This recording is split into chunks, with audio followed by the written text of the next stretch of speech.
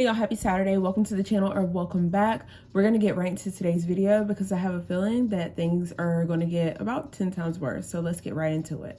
And let me go ahead and start off by saying, although you may not be affected by this, somebody that you know 9 times out of 10 may be affected by what's going on, especially during these policy changes and what's going on with the administration right now. Things are going to change and people's lives are going to be affected. So one of the changes happening due to a funding freeze by the administration, summer programs for low-income families as well as some after-school programs could be wiped out. So this can happen this summer because we are about halfway through the summer. So some of those summer programs may be affected by this freeze.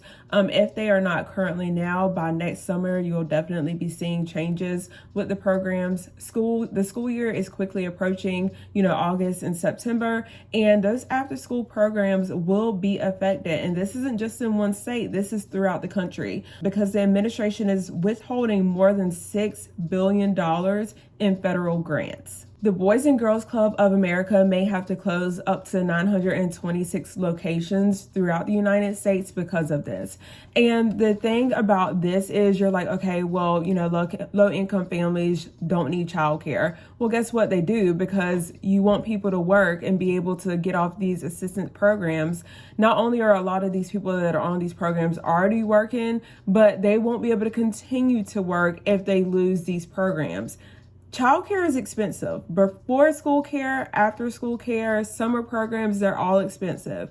And before you say, okay, well, people need to think about these things before they have kids, guess what you have to understand?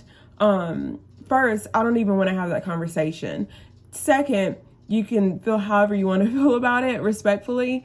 Third, life circumstances happen to people, and a lot of the people that receive these programs is not because they're not trying to do better. Again, it's a low paying, the minimum wage job that they just can't afford just life and basic life necessities on top of everything that's happening. Just be mindful of what you're saying in the comments because you don't know what people are going through. Moving along to hospitals, I did mention that rural hospitals will be affected mostly. Hospitals in general are going to be hit the hardest by these cuts to Medicaid because many people are going to lose that Medicaid coverage. The bill also will place a cap and gradual set of reductions on the taxes that states charge healthcare providers to pay for their fair share of Medicaid. So those taxes are those taxes are a really big piece of what makes the healthcare system work, and any changes risk destabilizing an already fragile healthcare system. Let me reiterate.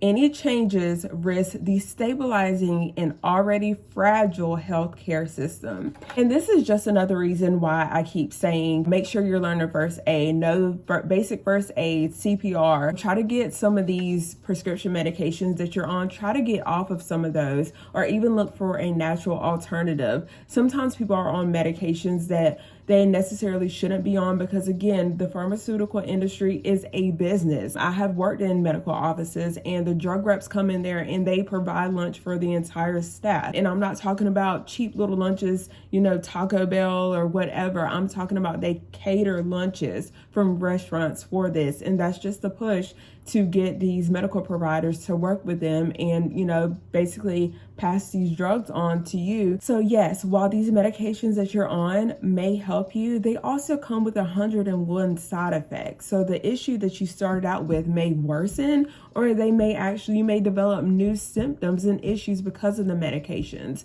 So again, certain things like just being healthier, and this is something that I need to work on. I'm trying to make changes as best as I can, but I'm no way, shape, or form perfect, especially after I had my last baby 3 years ago. I've never struggled with weight or anything until this time, and everybody tells me I'm fine, but it's like just the way I feel heavy. So I'm going to be working on my exercising and dieting as well. But I want to say that to say that a lot of times some of the health issues that people have are created by themselves and are completely preventable or reversible. Also happening, Trump has announced that he's going to put farmers in charge when it comes to deporting agriculture workers who are in the country illegally.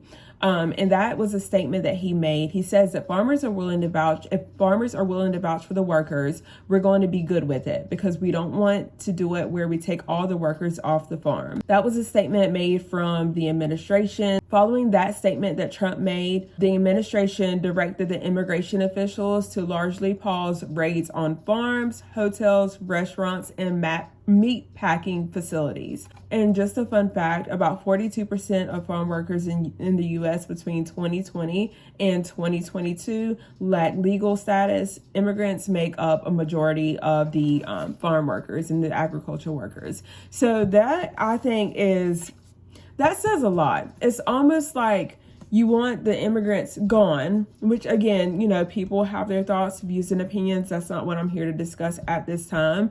But again, I feel like now they're being used if they work on that, because that can disrupt the supply of the food chain and the supply chain, because you don't have those workers that, like, say, pick the blueberries or, package the meat to get it on the trucks and on store shelves. So now that it's going to benefit us, and we knew they were benefiting us because they are the ones that do the majority of that work. They do a lot of the work and jobs that a lot of Americans won't do. And that's just putting that out there. No knock to anybody, but that's just the truth. So again, because it's going to benefit us and things like that, they are willing to kind of move around that. I do want to know how you guys feel about that. Do you agree with that or not? And I almost feel like that's, I don't want to go this route, y'all, because I really don't. That just gives me like a slave mentality, though, like, honestly. And like I said, I'm not trying to be funny. I'm not trying to ruffle anybody's feathers. We're all entitled to our own opinions. We're all adults. But using somebody in that way, it's like you want to deport people, but then because of the industries that will be heavily impacted, because we do rely on them, because they are the ones willing to do the work, it's like, oh, nope. Don't worry about it. Like, you could say, you gotta go, you could say, you can go. I don't know, you guys. I want you guys to let me know how you feel about what's happening in the world, what's going on. Make sure to leave a comment down below if you don't mind. I will definitely respond to comments. Sometimes it does take me a little bit longer just because of what I have going on, but I always try to make sure I respond to those comments, even if it takes me a couple of days. But I'm going to go ahead and wrap this video up, you guys. Take care, stay safe, and I will see you guys in the next video.